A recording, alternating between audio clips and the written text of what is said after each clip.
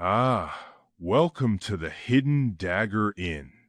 Greetings, citizens, and welcome back to the Hidden Dagger Inn. What if I told you the most groundbreaking MMO server tech isn't coming from the game with 700 million in funding, but from a team that's doing more with less?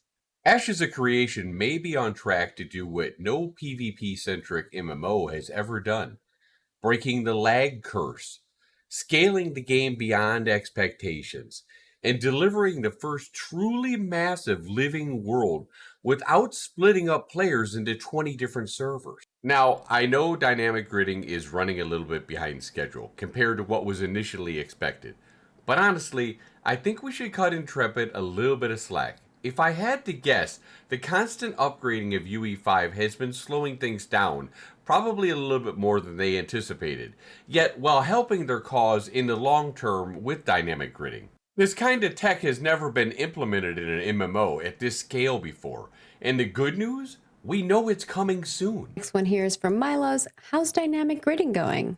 Cool. Great question. I would say dynamic gridding is going well. We're at the point where it's an everyday thing that we are spinning up bots, testing it with dynamic gridding. We'll spin up thousands of clients and we'll connect them into an environment that you guys don't have access to. And we'll make them do different things like gathering, harvesting, do combat. And we'll, go in and we'll turn on dynamic gridding and we'll let it do its thing. We'll let it partition the servers. Sometimes we'll go in and we'll split the servers ourselves.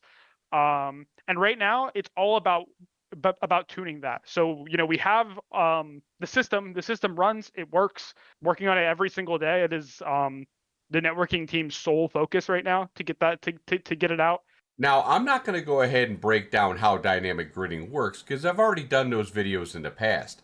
Instead, I want to talk about what I believe this means for Intrepid's future plans with Ashes of Creation. I could be wrong, of course, but if they manage to pull this off the way I think they will, it all starts to make a whole lot of sense. And before you jump in and say, but Peon, Star Citizen is doing it too, let me stop you right there.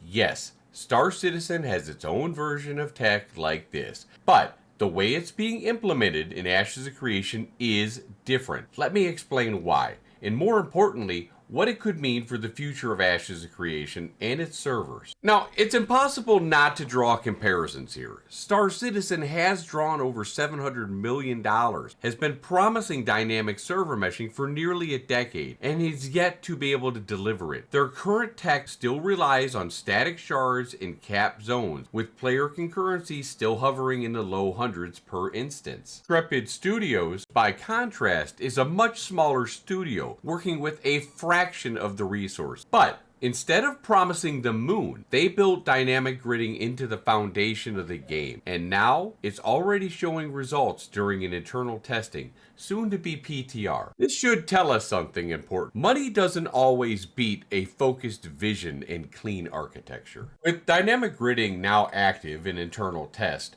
soon to prove scalable in real world test, I believe it's time to say it plainly. Ashes of Creation may be heading towards a true mega server future.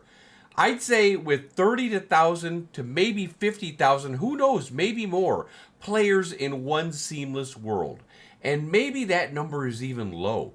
When you consider the sheer size of Vera, it is entirely possible to really make it come alive. Now, it's hard to predict how many players Ashes of Creation is going to have early on at launch. We do know other popular releases like New World, which had close to 1 million at launch. World of Warcraft had 240,000 copies sold in the first 24 hours of the game, and Guild Wars 2 had 1 million pre-order copies before its launch. One thing we can all agree on is that people will taper off after a big launch. So if they can keep a steady subscription base of about 100k players, then 1 or 2 mega servers might just be viable. And one would only assume that the EU and Oceanic regions could have their own as well, which they should be able to populate to a sufficient degree. And if Ashes didn't have to start off with 20 or more servers that held 10k players, it would significantly reduce concerns about server merges and also the expense of maintaining 20 plus or more servers. Here's the bigger point. 10,000 players per server might be too low. For years, Ashes of Creation has talked about launching with 10,000 concurrent players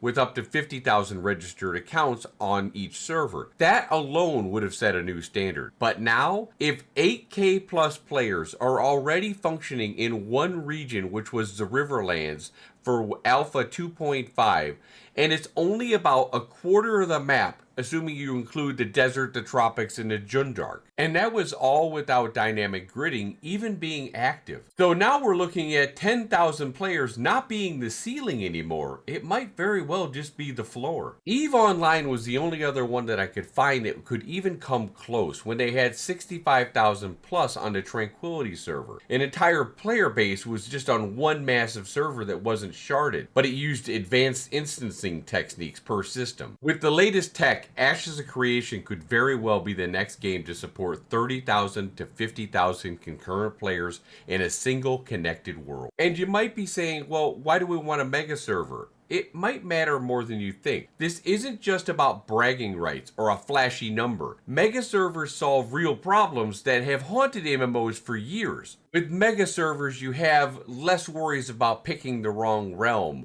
or worrying about those painful server merges or ghost towns. You're going to have one living world where the node politics, caravans, and world bosses and all the PvP wars are all going to be more meaningful when tens of thousands of players are participating in the living ecosystem. Along with the fact, with a few mega servers, you're naturally going to absorb some of the population fluctuations. Also, the big one, and this is one that's close and near and dear to my heart, breaking the PvP lag curse. This is a point that cannot be overstated. No PvP-centric MMO in history has ever truly overcome large-scale lag. Games like Dark Age of Camelot and the Relic Raid, Guild Wars 2 had constant rendering issues. Warhammer Online often lagged in keep battles and city attacks. World of Warcraft even lagged when many players got together. Arcade suffered in siege battles and naval combat. And all of them offered the thrilling large-scale PvP, but all of them came with one fatal flaw: the crippling lag that came with it and the hundreds of players that converged in one place. Frame drops, skill delays, rubber banding pretty much became the norm, not the exception. Ashes of Creation might finally break that trend. Dynamic gridding is no longer theoretical, it's almost in our hand. It's in testing right now, and it's working, as you heard earlier. So, despite having far less money than industry giants, Ashes of Creation is proving that with the right design and priorities, you can leap ahead of the competition. Not by outspending them, but by out-executing them. And unlike PvP MMOs of the past, it looks like Ashes may finally deliver on a dream: massive battles without lag. If Intrepid fully delivers on this system, we won't just be talking about the next big MMO. We'll be talking about the first MMO in over a decade to actually push the genre forward. Not just in content, but in how the world itself is built and scaled. And if the world can hold up to 30,000 real players at once, then the world's not just alive, it's history in the making, and it will change how the now cursed MMO landscape into a magical social environment once again. And once again, for those that didn't hear it, this is pure speculation. This is only based off of their upcoming dynamic gridding system that will be implemented and the testing that they've had so far with the large numbers in the small area. So it's pure speculation. No pressure, Steven, but I think you guys got this. As always, thanks for watching, everybody, and may your caravans find safe passage. Take care, all.